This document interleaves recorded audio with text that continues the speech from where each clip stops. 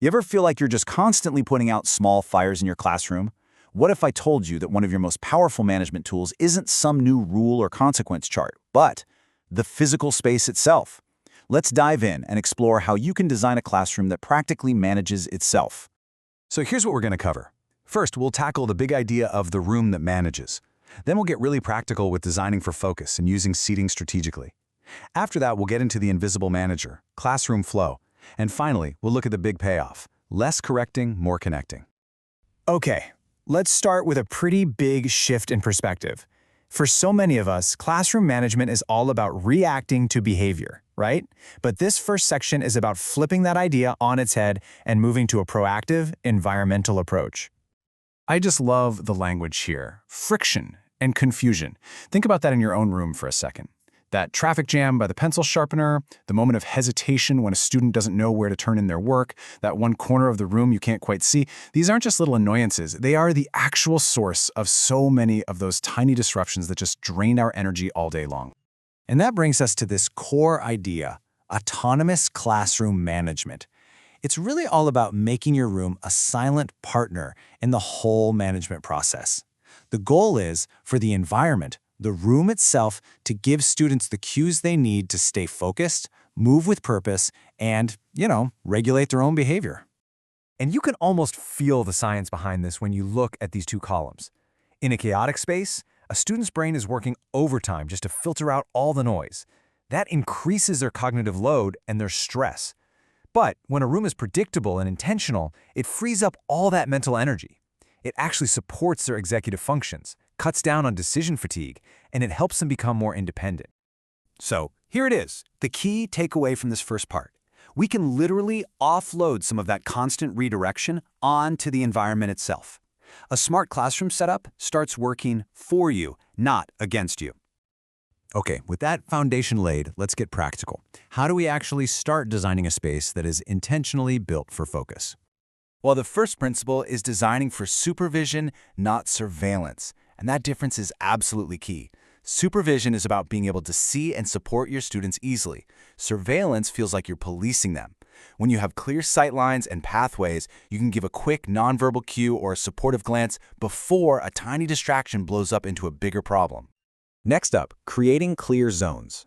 Think about it. We all know how to behave differently in a library versus a cafeteria, right?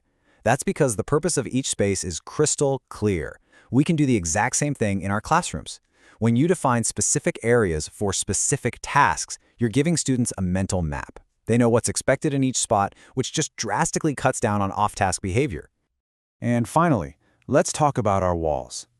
I know it's so tempting to cover every single inch with bright posters and student work, but an overstimulating room can be incredibly distracting, especially for students with anxiety or ADHD.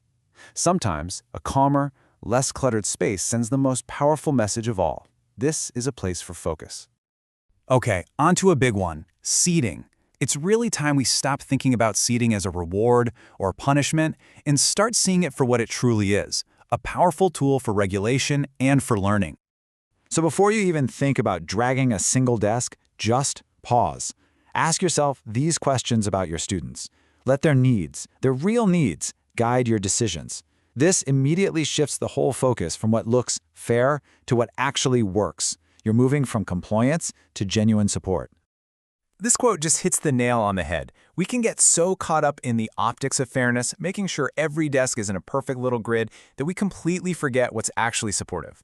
Placing a student who needs a bit more support closer to you isn't unfair, it's just strategic, effective teaching.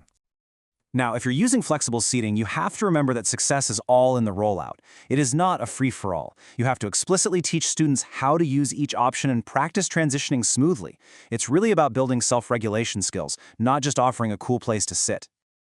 This right here is the mantra for successful flexible seating. You're providing thoughtful options inside a well-defined structure.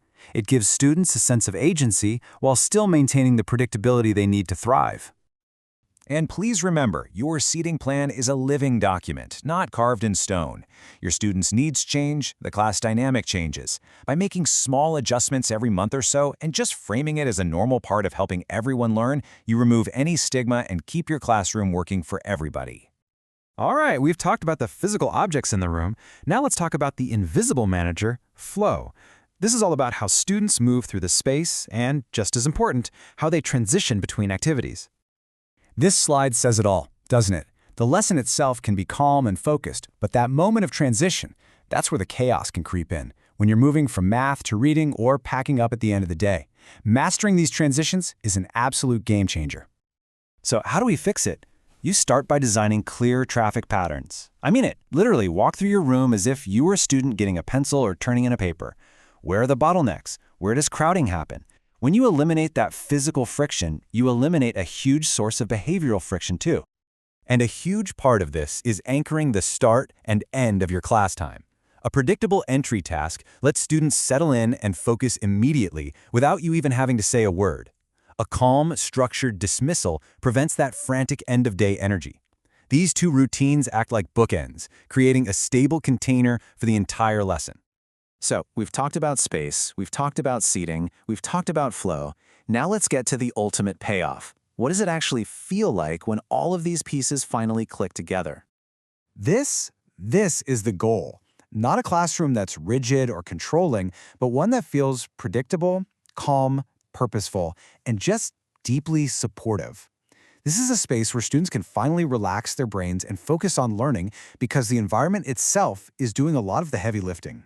And for us, the teachers, this is the magic. Every single minute you are not spending on a low-level redirection is a minute you can spend connecting with a student, asking a deeper question, or just enjoying the act of teaching. It protects your time, it protects your energy, and ultimately it protects your relationships with your students. So I'll leave you with this final thought. After everything we've talked about, what's the first, smallest bottleneck, that one little point of friction that you can fix in your classroom tomorrow? What's one small change you can make to start building a space that truly works for you?